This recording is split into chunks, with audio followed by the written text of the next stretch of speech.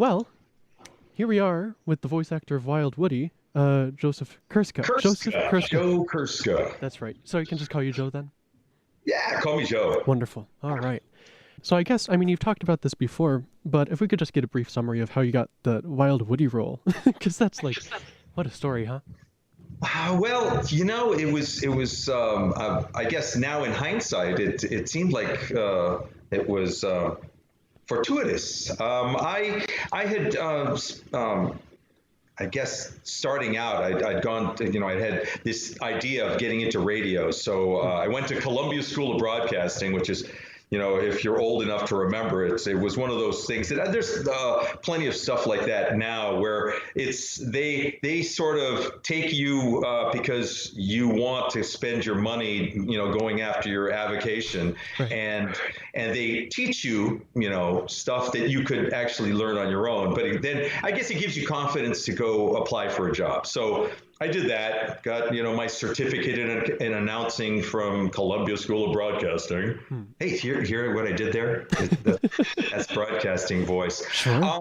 So I ended up not using it for a while, and then I got motivated to call a radio station because I was listening to them all the time at late night, and I thought, hey, maybe I can intern at this job. So I did. I got an internship, and then that kind of, I showed up all the time. See, that's when you're an intern, all you got to do is just show up. When somebody asks you to do something, do it, and then don't be a pest.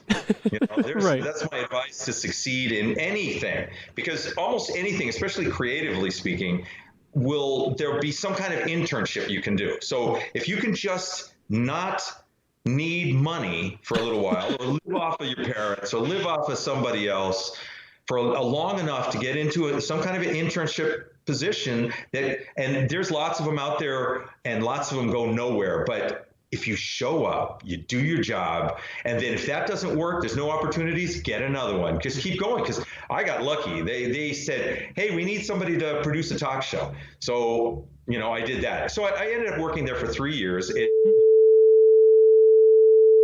So you're talking about how you had a talk show and you worked there for 3 years. 3 years, and it ended up being, oddly enough, a kind of like my Wild Woody experience, where it was only 3 years, and in radio, actually, that's a long time to work in broadcast radio at the same station, because they're constantly going through changes due to sales. Their numbers aren't up, so they get a new program director, and they get somebody. So then they bring in all their on-air staff. So I got lucky with that, but it was just one of those things. KOME. You ever heard of it? I haven't, no. Okay, well, in San Jose, which, where the Silicon Valley, the heart of the Silicon Valley, it's something of a what do you call that? An enigma, because it was sort of the goofy name KOME, right? But they had played rock and roll, and they had some crazy DJs. We had our own shock jock, Dennis Erectus. And so it has longevity. People still. We had a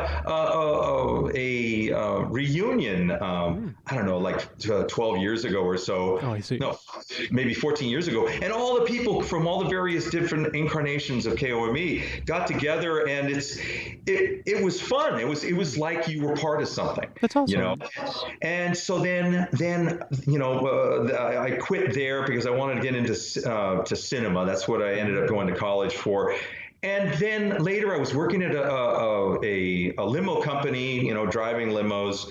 And one of the girls that worked there also worked at a studio, a recording studio. And she said, "Oh, we got this, thing for Sega coming up. You want me to tell them? You want me to, tell them you want to audition?" I says, "Yes, that sounds great. Sure. I'd love to do that." And I ended up doing it.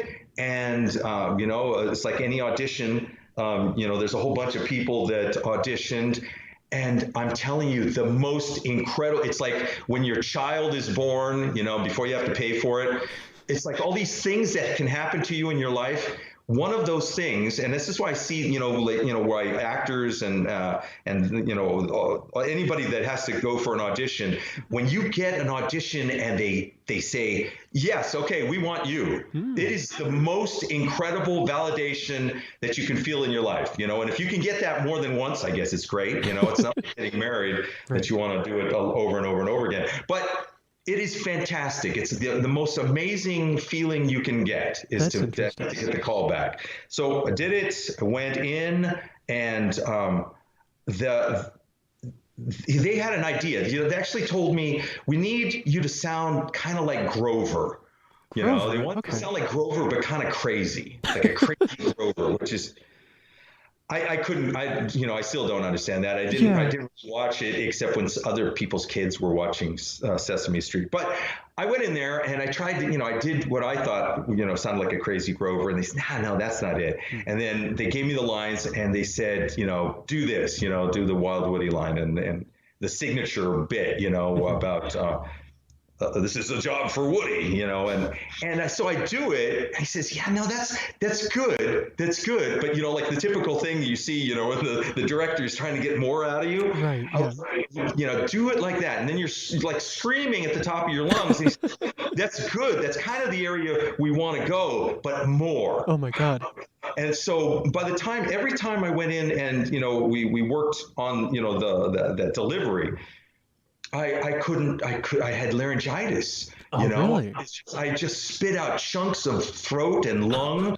And so I still have a hard time doing it, without getting raspy, because you're projecting and it's blood curdling, Sure. It's so much fun though. If I'm in a crowded room and somebody brings it up, and you can just make everybody's head snap. You know what I mean? It's just like, huh? So, can I do it now? Would you if you want to, that would be fantastic. Sure. I'm going to back up from my mic a little bit. All right. Yeah, go ahead. All right. This looks like a job for Woody. Wild Woody. Phenomenal. Absolutely wonderful. All right. No, that didn't No, we're fine. We're totally fine. Okay.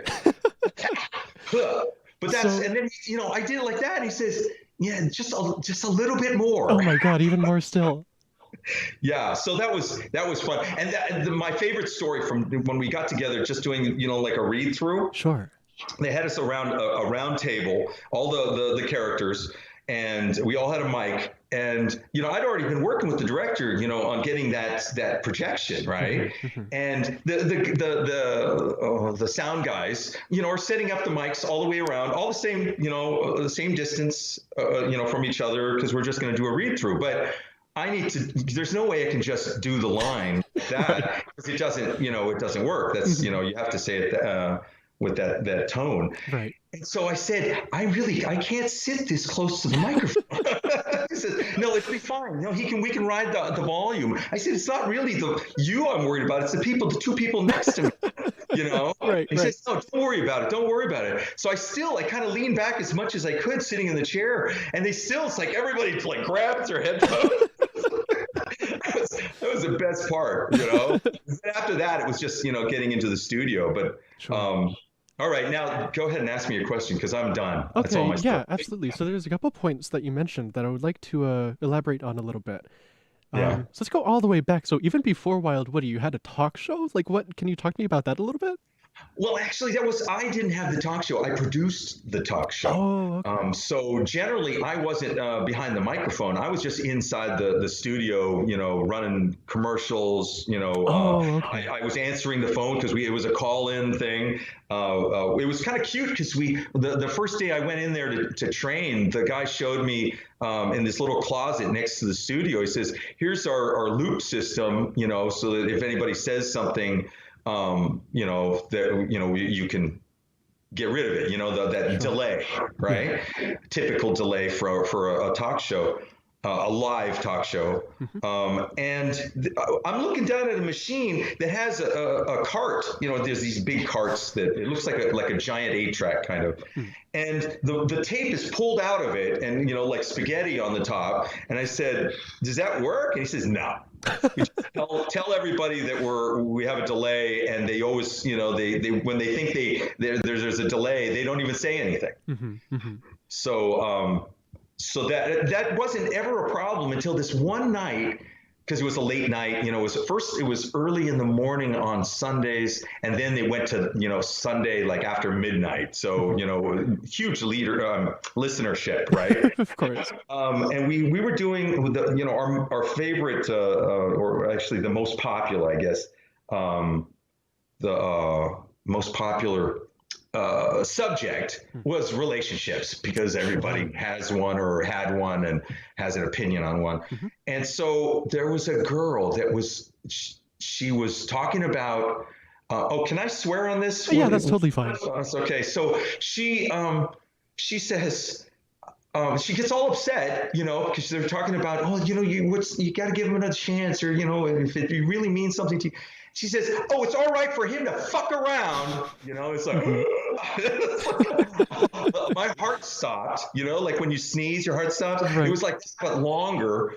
And then I'm looking into the other room, and it's like nobody's thinking anything of it. And it's okay, all right. There's no way I could do anything. I couldn't, because I didn't hear it coming. Right. I got really good at when people would call in and they'd say shit like penis bagel, penis bagel, penis bagel. Yeah. It's like, you click, you get rid of them. And after a while, they get tired of calling up. And I got so good at picking out the background noise on their phone. This is old time phones, right? Right. And you could actually hear, there were lines. Sure, yeah. There wasn't cell phones. So I could tell when it was the same person, even if they didn't say anything, and I'd hang up on them. Right. This wasn't even caller ID or anything. I just knew that was the person who was trying to say shit, Right, yeah. So, I was really good at it. I didn't see it coming. She sounded like a normal, but she was upset in the heat of the moment. It just came out, so, but we never heard anything about it. The only time, and this was during when you're on air staff in a radio station, you have weekly meetings with the program director, who's the big boss for the air staff. And when he brought up something once about, somebody said, are we having any problems with the FCC? And he says, the only time, and because we had a shock jock, Dennis Erectus, who was constantly talking about wanting to have sex with Nancy Reagan. God. That's when she was the president's wife and all that, first lady. And he's, just like really raunchy stuff. And this is during the day, I think it was afternoon drive time.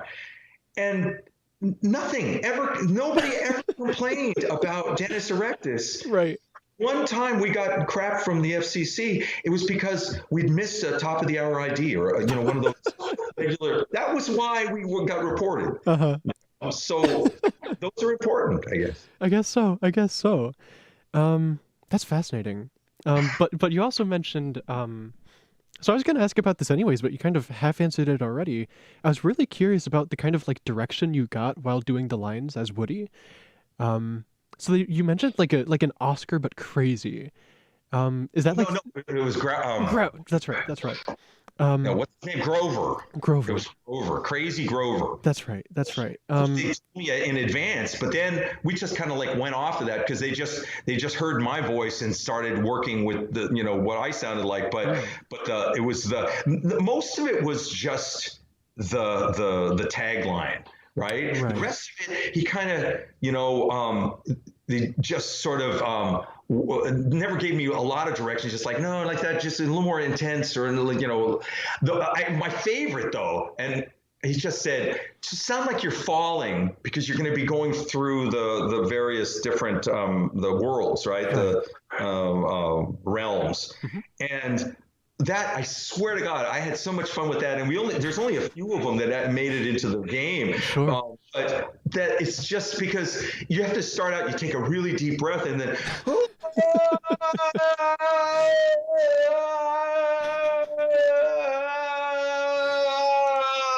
and you just got to let it keep going and keep going. Oh yeah, and wanted more, But that was fun because I was always imagining myself falling through the. That's because that's everybody's had falling dreams, right? Sure. That was a lot of fun. There was, it's like when I listen to the cutscenes, Mhm. I swear to God, some of them I don't remember. It's like that sounds like me. I guess I did that. It was probably a total of about 5 hours that I put into it. I see. Which and at $100 an hour, and this was back in '95. That Mhm. was just like God money. You Sure, know, sure.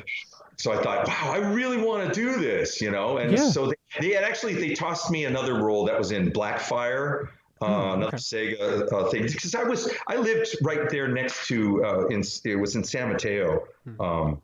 that they had the Sega corporate offices, and it was in close proximity. We just like zipped over there, Mhm. and actually they took us all on a tour of the facilities and showed us where they were working on motion capture. Yeah, The guys with the little dots on right. them, and they showed us that, and then a whole bank of these computer towers that they were using for the digital capture and Mhm. all these high tech things, which I guess now you can do all that stuff on your phone. Right. But back then it was all this really, it's like each one of those machines is $25,000. Oh my They're God, yeah. very impressed with telling a bunch of the vocal people, voice artists. It's like, yeah, wow, that's more than I would spend. Absolutely, yeah, yeah. Because back then it must have been such a process. Yeah, like that was like pretty cutting edge technology for like a game like that.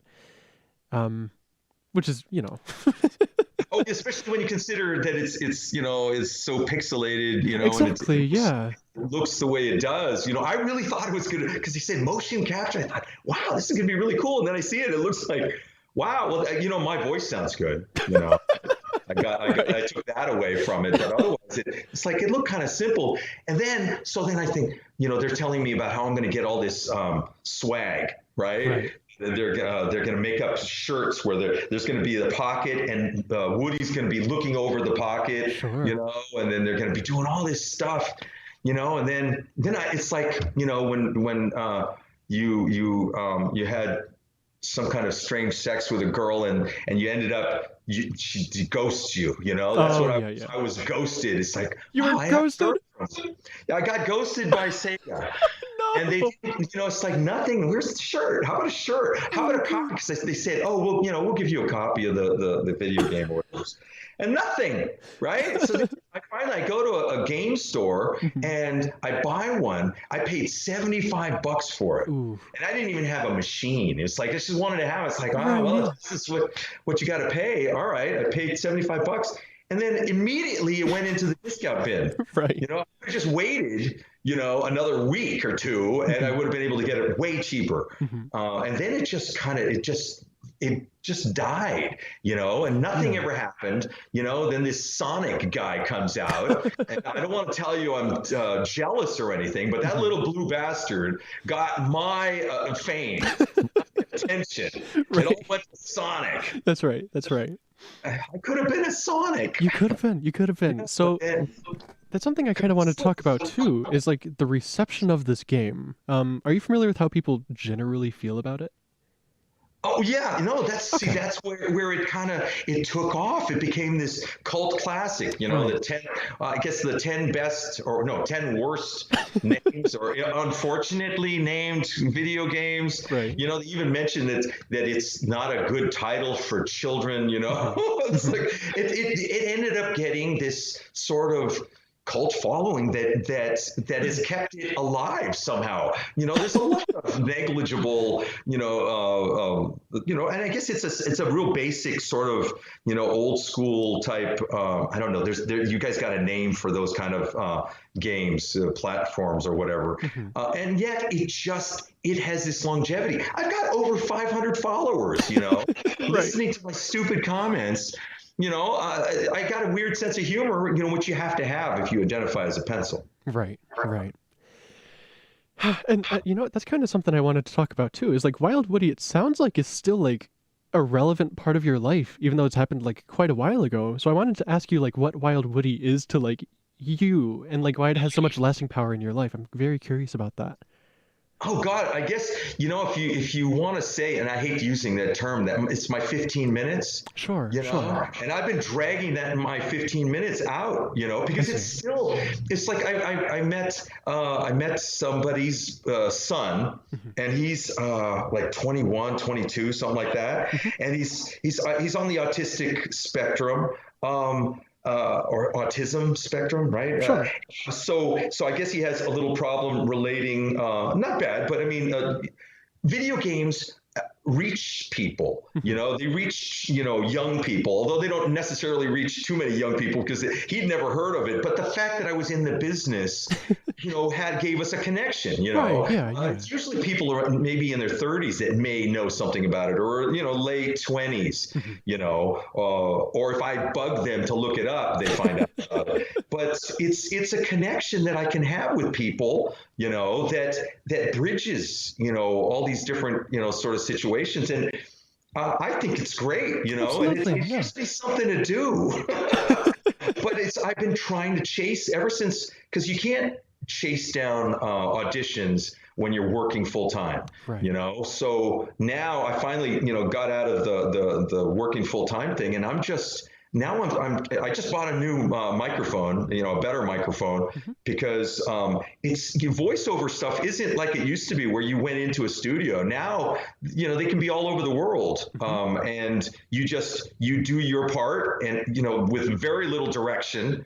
I guess maybe if I did more of this, I'd find out, because I've done it. I've done a lot of fan base stuff, Sure. where I'm Sean Connery, and I'm doing my James Bond over and over and over again. I'm typecast as Wild Woody, but Mm. it's something, right? And, Absolutely. Yeah. and the fact that the fans, they put a lot of time and trouble into animating these various different things. So if you go out there and search me, you can find various different fandom things. Some of them are a little on the rude side, which I think that's kind of interesting. Mm. I don't know if that's my fan base or what, but it's still fun to be involved with. But I really want to do more, and Sure. that's why I've been pestering, to try and find an agent, because agents will find you more work. Hmm. But apparently, it's a lot of it is online, and you just, I've got a little studio closet, worked out. So I'm kind of hoping that with this, better microphone, I can, do a demo reel, and then maybe get some more work, Sure. even if it's just small stuff. Because I'm telling you, it's the most fun that you can have, that doesn't involve sex. Right. God, voice acting is like, because it doesn't matter how screwed up your face looks, Hmm. what you do to yourself to make those sounds. It's fun. It's fun, and you Absolutely. don't have to be embarrassed, because it's what you sound like, not what you look like. Of course. And usually, being so boisterous like that produces a better sound anyways, usually. Well, you have to be authentic, Right. and that's what you do, and not just read. And I'm sure you've heard, these audio books, Hmm. or there's video games where they it's like the Nancy Drew. A friend of mine was listening to this Nancy Drew. It's some kind of game, Hmm. and the people on it are just reading the dialogue. They're Right. not. They don't sound like they're even trying to act. Right. Right. It's like, and somebody paid them for that, or are they one of their kids? I don't know. There's a Sure. lot more you can put into it. Absolutely. Yeah. I mean, half of it is voice, half of it is acting. If you're not going to act, what's the point? It is. It's making it sound like you're not reading it. Exactly. Hmm. Hmm. I think of those, like when you were back in school and you had to like read a page of a book out loud or something for the rest of the class. It's like that's not really what it is. No, no, and you have to read it before you start recording it. Right. You have to Yeah. go through it. You have to, even if you're only doing it to for yourself. You got to read it and then make it sound like you're living it. Of That's course. that's what your character is saying. That it's not you reading the lines. It's your character saying their lines, Hmm. saying, expressing themselves. Right. Yeah. Absolutely. Um. So yeah. So the other thing you mentioned is this is something I was going to ask too, and you kind of answered it already. You've been very thorough. Sorry. It's totally good. It's a very good thing. Um. So you were sitting around with the other actors. So when you were recording, you were physically with the other actors. Is that right? When I was, oh God, um, no, Oh, okay. I think that was the only time we actually got together and we were all in the same area I because I see. never met the lady who's the what do you the receptionist. Right. Never saw her. Also the guy who plays Nigel, I think. Oh, this is Nigel. You know, Right. I never saw him. Jeff Faber was Low Man. Mhm. Oh man, he had a great voice. God, he's like he's kind of scooted around on the floor, you know, when he was talking. Mhm. And actually, a sidebar: Jeff Faber's family. He was from the Faber, the pencil people, right? You know, or the pen. You I know, the see. pen. You know, the pen family. Sure, yeah. Faber pens. Yeah, that's Jeff Faber. Yeah, What a you got it coincidence. here. That's a scoop right It there. is. Yeah. So you were recording all your lines like mostly by yourself then, right? You Yeah, just had yeah, that one that sit was down where you were all reading through the script and yeah. stuff. We read through at the beginning, and then we got the lines, and I just went into the studio, and you know, I was the director and the sound guy. You Hmm. know, that was pretty much it. You know, and from what I understand, that's usually what it is. Sure, sure. It's just because I was always so curious about like what the energy must have been in the room while you're like recording these things. And I imagine if you had like other actors to bounce off of, it probably would have been a little bit more interactive. But if you're just there by yourself screaming, like what does that feel like? I guess the idea of a lunatic in an asylum, I guess, is because you're in there, and well, and then the doctor's on the other side saying, "A little bit more, please. That's not good enough. You're not going to heal." I see, I see. Yeah, no, and you know they say that especially with and I'm not saying I'm a celebrity or anything, but Right, for the celebrity people because they're not always available all at the same time, so they just you do your lines, and then I guess because I never had any lines to bounce off of, even you right, know like they do, you know, if they're recording music, you know, do you hear the you know the harmony, the melody or whatever? No, they just said, all right, now you know do your line, you right. know. Yeah. Interesting. So I'm curious then, how much was there any like particular lines that like took a lot of time to like really nail, or was it all just kind of smooth sailing, do you think? Oh yeah, no, they were all easy except for the Woody tagline. Oh, okay, That okay. was always the difficult one because you know because they all had to be at you know the top level of you know body parts flying through Right. the front of my mouth. Yeah, it just that it's still my throat's raspy just from saying that one time. Imagine I have to say it like 15 times Yeah, of before course. I leave the studio. It's like I think I probably was talking. And then I can see your mouth moving, like you know, like kittens do that thing where their mouth is moving but you don't hear anything. Oh, yeah, yeah, yeah. That's where I got to. I was like, all right, let's call it a day. I see, I see. So it's mostly just like that really loud one, like the wild one. That was the only one that ever like caused a issue, you think? Yeah, yeah, because all the rest of them were just they were you know just me talking like this, you Right. know. Yeah, Well, yeah. I guess that's you know that's what I'm supposed to sound like. Right, right. And you didn't get any direction besides just like Crazy Grover, right? That was just it. Oh yeah, at the start, and then that just kind of went on by the wayside. I guess that's you know developmentally speaking, you know they say like, oh, we want this for that character, Hmm. you know, and then what the great thing is when they decide that you have at least the sound that they want, and Hmm. they're willing to keep working with you because I can only imagine what it's like to think you got the job, and then oh, you know, it's working out. You're not what we were in, but Right. good Yeah. luck good luck in your you know endeavors and all Hmm. that. Hmm. But no, it was just sort of one of those things that that was just that was the direction, that was the tagline, that was the I guess that was supposed to be you know the whole thing is that you know Wild Woody, this looks like a job for Woody, Right. you know, and all the rest of it was just my you know goofy kind of chatter. Sure. Sure. All right. Um. So you mentioned something before where sometimes like the subject of Wild Woody will just like come up in your like real life. Um, I would love to know a little bit more about that. Like what exactly you mean by that, how that might Oh, well, I happen. mean, just like when I, you know, I meet young people and I have nothing to, you know, to talk about, you know, I Hmm. says, well, you know, I did this.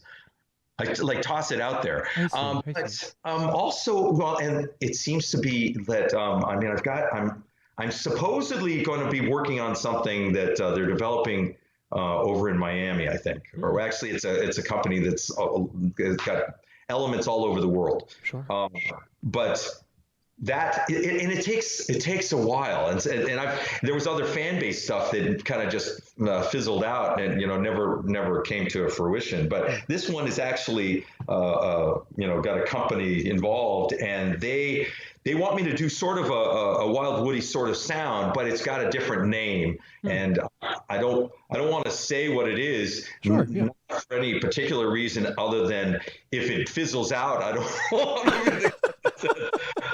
I'm going to do this, and then it doesn't happen, Right. Right. But call me back if it does happen. Oh, sure. Absolutely. So you got hired for whatever that position is specifically because of Wild Woody, is that right? Oh yeah. No, they want. I don't know if it's the cachet from having the Joe Kerska, the voice of Wild Woody, or they want that Wild Woody, that obscure character that has this bizarre kind of, backstory to it. Right. Whatever it is, I don't care, because it's Work is work, right? Character. I'm finally getting a different character, even if I sound the same. I just look different. Absolutely. Absolutely.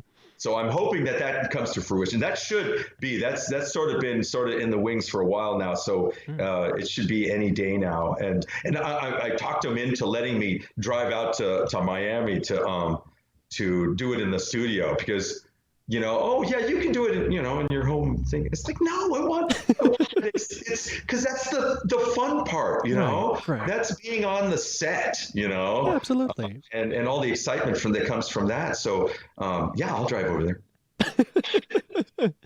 there.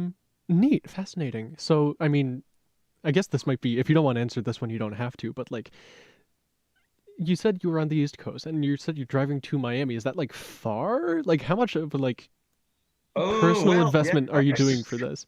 I think it takes like 4 hours to get there. I live south of Tampa. Okay. So I'm in central Florida, so it's flat. Okay. It's not like I have to go up a hill or anything. Right. Okay. So that's not so bad then. All right. I can see why you would do that. You ever heard of those things that something bizarre happens? Man bit by dog. It's always a Florida man. Right. Right. Yeah, that's what I am. I'm a Florida man. I totally believe it. Totally believe it. All right, fascinating. So I guess I've got one more question here. Shoot. These kinds of people are very interested in like Wild Woody and its history and stuff. Have you ever thought about like going to like a gaming convention and like meeting some of the people who might know about this game and like interacting with the fans or something? Actually, I went to Tampa Comic-Con, the last one, and I tried telling the Tampa Comic-Con people, that I was willing to go there if they'd send me a free ticket, and they said, we don't really care. Oh. I wasn't expecting them to care too much, but I would have gone for a comp ticket. But no, I ended up paying for the ticket. And I went there, and I looked everywhere for like a Sega booth or something, but they didn't have much of a presence, I guess. So that's where if you have an agent and a publicist, who can get you in there. Because I'm willing to do it. I'd love to meet more fans. I think I've actually met one person that actually had played the game before I told them about it. Right. I don't travel in a lot of circles, where there's a lot of gamers, but sure. And it seems like they're all into the more current games. Mm-hmm. You have to find somebody who's sort of well versed in the history of games and the various different platforms and all that. Sure. And to even know that that whole thing with Sega, and that was the whole problem, that they went to the Sega CD, and they had, I don't know, a small number of titles on that, and then immediately, went to the Sega, was it Genesis or I don't know what's the next platform? They just switched. And that's why I got lost. I got lost in the switch, the platform change. Mm-hmm, mm-hmm. Otherwise, I could have been Sonic. You could have been. Was next one. And maybe you still can with whatever this new project is. Yeah, let's go there. Yeah, let's be positive. Yeah, hope is never dead. It's still sort of another bizarre character. Just I'm going to give you a hint. That was it. Sure, sure. It's another bizarre character. But then I guess video games are full of bizarre characters, aren't Yeah, that tends to be the point, I think. they? Yeah. All right, cool. Well, I mean, unless you got anything else to say, I don't really have anything else for you. No, that's it until this new project comes through, and then I'll drop you a line, okay? Sure, absolutely. All right. Well, I mean, thank you so much for taking the time to answer some of my questions here. It's been wonderful having you. Love having some of your insight. If you want to like plug your Twitter or something, you absolutely can, so that people can follow it.